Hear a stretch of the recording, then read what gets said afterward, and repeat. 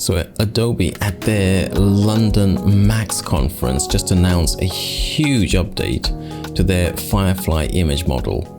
So this is Image Model 3. This is the third update to the image model for Firefly since Firefly launched just about a year ago. Now, there are new features and we're going to take a little bit of a longer look at some of them later on. But to summarize what we're looking at in the new announcement, we've got Generate Image, which allows you to generate images from scratch. And not only can you now generate large images, pretty decent images it produces, but you can create these images using a new menu that they've created. We've got a reference image, which allows you to take an image and then to create new images based on that reference. And it shouldn't surprise you to hear that we've also got the ability to train our own custom versions of the Firefly model. So we can create our own custom assets, maybe create a Firefly version which is on brand. There is an adjustment brush, which I'm pretty sure I haven't used it yet. It's something that will adjust the saturation, brightness, exposure. So we can give this guy magenta hair if we want to make him a bit more trendy. Another feature, Generate Similar, will generate similar images without you having to write in a prompt. And then there's Generate Background. The demonstration of this at the Adobe Max conference was just pretty amazing. And we've got enhanced detail. So this is kind of like sharpening plus for Photoshop. Now these are all available to try, but let's take a look at that ability to generate custom models, because that's pretty interesting. Now at the conference, Ashley Still, who's the SVP for the Adobe Creative Cloud, she was on top of her game. She was explaining what the important stuff is for the users of the Creative Cloud. And she mentioned that some of her clients have to create brand assets, sometimes going into the thousands of different images. And the example given was, of course, Coca-Cola, who, as you can imagine, have to create a huge amount of assets. And they can now create their own versions of Adobe Firefly, which can then be used to create these assets. Apparently, some companies would need thousands of images at Black Friday and at other major events. You can imagine that's the case.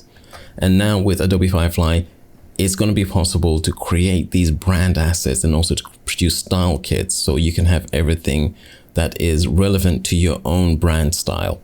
So that's something which I think is going to be a very popular feature, because with the new Firefly, it's actually really competent. And it's completely unimportant, but a guy called Terry White, the black guy who's the Adobe evangelist, he had a problem with the AI refusing to work with his dog's pictures, because he's got a dog called Pixel, and apparently the dog's testicles were in the image, so the AI was having nothing to do with it.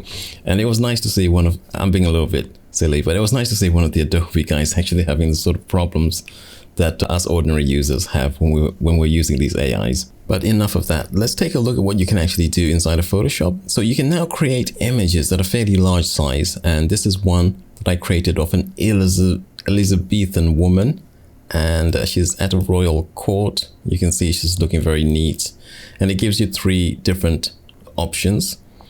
And here we've got one of a Victorian author, maybe someone who writes adventure stories. And again, we get 3 separate images. And you can see they're nicely color coordinated. I really like these ones actually. I felt that the software understood what I was trying to ask it to do really well, and it produced really nice looking images. And as you can see here, the images are pretty photorealistic. They kind of begin to match the quality of images we get with some of the more advanced models out there. And then finally, we had some text. I had my pig with a sign test, and the pig is supposed to be a cute pig saying with a sign saying "not bacon." And it tried its best. This one with the cute pig saying no was probably the best one that kind of got what I was trying to say with the sign. And not bacon with 2 C's and 2 zeros or 2 O's was the next closest one in terms of the text, but the pig looks kind of horrendous there. Now it does give you can continue to generate more images. So if I just hit generate there, it will generate a few more examples according to the prompt. And it does this really quickly. You don't need a very powerful machine because everything is done over on Adobe's servers. This one is almost there. And okay, this one actually got the words right. And the pig looks kind of cute. And then this one is on. The good thing about this being in Photoshop is that you can obviously edit these images quite easily inside of Photoshop. It sort of removes that unnecessary step of taking things into Photoshop. Now this one here is one which I really like, but we'll come to that one last maybe. And this one is supposed to be of an ancient Egyptian woman, maybe of the Greek lineage. So basically one of the Macedonian queens. I couldn't put in Cleopatra because it would not produce an image. If you put in Caesar or Cleopatra, it's gonna refuse to handle that. And this one here, interesting, and another one there. I felt this one was pretty good. I felt this was a fairly accurate representation of what I wanted. And then because now the images are fairly large, this one here is actually a huge image. It's about 2000 by 2000, and this is the kind of image you can do inside of Stable Cascade, and this is similar quality to Stable Cascade. Maybe at its best, Stable Cascade can produce something a little bit better than this. But we got this was supposed to be a Persian princess, and I gave it a fairly thorough prompt, and it gave us 3 Persian princesses who, I guess all of them are fairly plausible as Persian princesses. One a little bit older, maybe an elder princess there, but you know, we've got the pretty one there. That's all I need. Now the new features are found in a new menu which you'll find in edit. So you can edit generate image, and you actually get quite a nice workflow here. So we could just do something random, maybe discover prompts to remix and make your own. Let's go ahead. Which one should we go for? I like this lion here, or this tiger, Royal Bengal tiger with orange and black stripes running across a river in a forest night. Full moon. We could go with a photo or artistic. There's a reference photo, so you can now use your own reference photos. This is what we would call, I guess we would call this style transfer. Let's choose this weird looking one.